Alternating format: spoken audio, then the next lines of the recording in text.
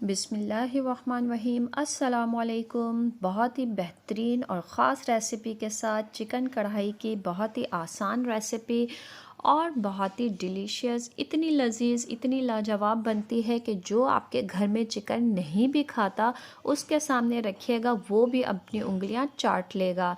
बहुत ही आसान रेसिपी है, तो जल्दी से पहले चैनल को सब्सक्राइब कर दीजिए और रेसिपी पसंद आए तो लाइक भी ज़रूर कर दिया कीजिए। अब एक कढ़ाई में आधा कप तेल लेंगे और दो दरमियाने साइज़ की प्याज जिनको मैंने चॉपर में डाल के चॉप कर लिया है, प्याज को मैंने बारीक चॉप किया है। प्याज को फ्राई कर लेंगे कि प्याज का कच्चापन ख़त्म हो जाए और प्याज जो है वो हल्की गुलाबी रंग की हो जाए। अब इसमें आधा किलो चिकन डाल देंगे।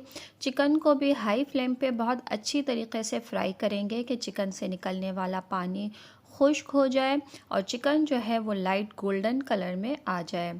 एक खाने का चम्मच अदरक लहसुन का पेस्ट डाल देंगे। दो दरमियाने साइज़ के टमाटर जिनको उबाल के छिलका अलहदा कर लिया था मैंने और काट के वो डाल देंगे। एक चाय का चम्मच नमक डाल देंगे। इन सब चीज़ों को, टमाटर और चिकन को अच्छी तरीके से फ्राई करेंगे कि टमाटर जो है वो गल जाए।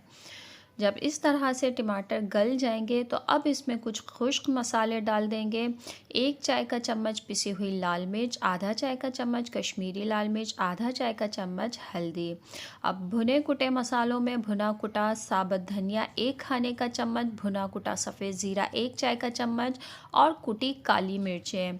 इसको आपने कूट के ही डालना है। ये मसाला जो है वो आपकी कढ़ाई को एक नेक्स्ट लेवल पे लेके जाएंगी। पिसे हुए मत डालिएगा।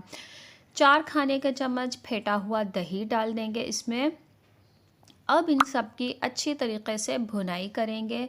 चिकन को मसाले के साथ अच्छी तरह से भुनाई कर लेंगे कि तेल ऊपर आने लगे। अब इसमें आधा कप पानी डाल देंगे और चिकन को जो है गला लेंगे। 15 से 20 मिनट बिल्कुल हल्की आंच पे ढक के चिकन को गलने के लिए छोड़ देंगे। 20 मिनट के बाद जब आप ढक्कन हटाएंगे तो इतनी बेहतरीन खुशबू आपके किचन में, और कलर देखिए क्या बेहतरीन आया है।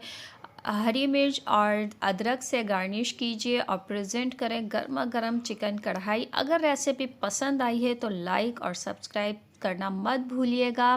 बेहतरीन रेसिपी, आसान रेसिपी। Thanks for watching.